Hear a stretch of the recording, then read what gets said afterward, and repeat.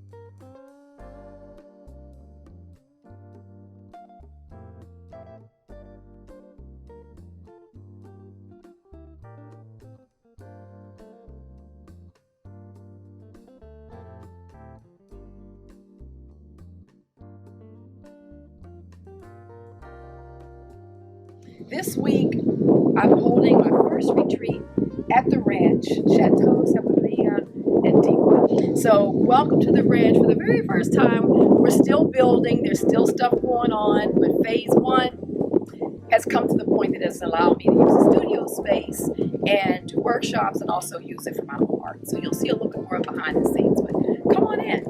And this week, women came from all over to meet at the ranch, and we were working on this new process that I'm sharing out. I've done it for over 30 years, but it's basically an unveiling of your soul language. It's such a beautiful process, and we just bonded and nested, and boy, did we have a great time.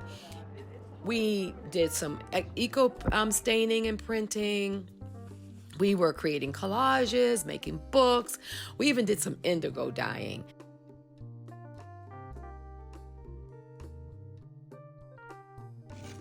That is spectacular. I know. Oh, wow. Goodness. Well, don't you jump on it? Holy The idea. Into the world around us.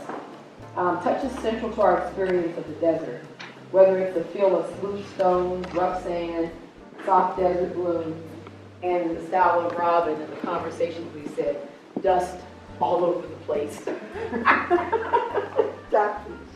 On the third day, we'll explore the textures of the desert through scenes. Well, I had short walks. It's starting to get cooler, but it can be that. You know, you can just get up and move around. It's funny because you'll look out the doors here, and it don't look like it's anything but a lot of dust and, you know, a couple of scraggly things. But when you actually get to the land and start looking, it's some of the best twisted wood. I mean, because these bushes all out here, which are at the end of their season right now, are all chaparral. And chaparral is known to this region. The Sonoran is one of the only places you find chaparral. It's a medicine plant. The natives called it medicine cabinet because you could cure everything, including cancer, with chaparral. It's a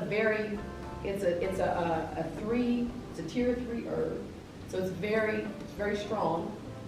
You can ingest it in a tea, but you only want to do it for a couple of weeks, and you're doing it for something very extreme in the body, like you're trying to knock out cancer cells, or you're trying to knock out something extreme, and then it'll purge, and then you stop. But you can use it topically as much as you want. And in fact, I make a face oil out of it with jojoba. And I just put the chaparral in it and just fill it up with jojoba. And what it does is it goes in and it helps renew the fascia of the skin, all the layers, and it tightens it and it restores it. So it's an amazing lotion as well. You know, I haven't, but I can tell you, but when you go out and forage, there's still a lot of chaparral on those bushes. And you're free to just you'll see it. When you get closer to it, you'll see the little leaves. It's also known as creosote bush because it's a little sticky, like creosote. But it's the smell, when it rains in the desert, that smell that you get is here in the Sonoran, is that chaparral smell. Tomorrow, this site will begin to be worked on for the first time since all the permits are back. So we'll be breaking the ground here, which is the first stage is laying the pad. And that basically is compressing the earth and bringing it up to a certain level so that it avoids any flooding, 100-year flood plan. So down that way is a whole flood zone. It's actually like a water way, like a drainage way or whatever. And so that this pad being lifted up will avoid any water that will naturally run down the property. So with the guy coming tomorrow to start the pad, we have all this chaparral. Now all of these bushes are actually going to be turned over into the soil because this is where the house has to go. Now chaparral is very prolific, so we have like lots of chaparral all around the land here. It grows, it's indigenous here to the Sonoran Desert, and so it grows very easily out here and very plentifully. But it's such beautiful green plant medicine here. So we decided to come out and harvest it off of all the bushes that are going to ultimately be turned over. But not to worry, because they have a very deep root system, and so the mother plant is off somewhere, probably over in that area where the bigger plants are, and then she shoots off all of these pups all over the land, and so they're ultimately connected to the mother.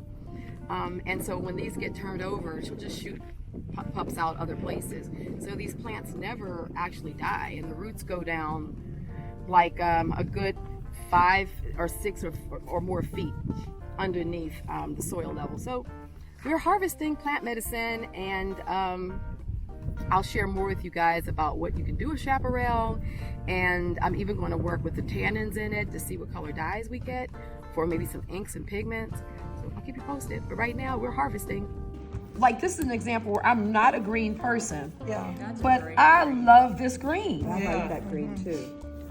I mean, that's like deep into the woods green. Right, you know? And I missed it because when I was looking in the box, it looked like it was a black. Yeah, I'm looking you're around. right. You can't tell. It almost looks slightly Do a bluish, sample of but that one. you didn't realize it was. You know, the San Francisco Bay Area has a similar organization. It's called RAFT, Resource.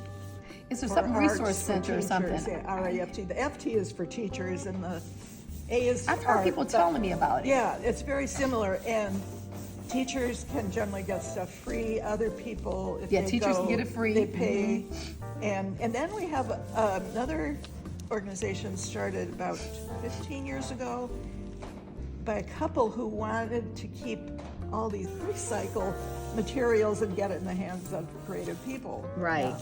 Yeah, I think it's so totally cool. So I'll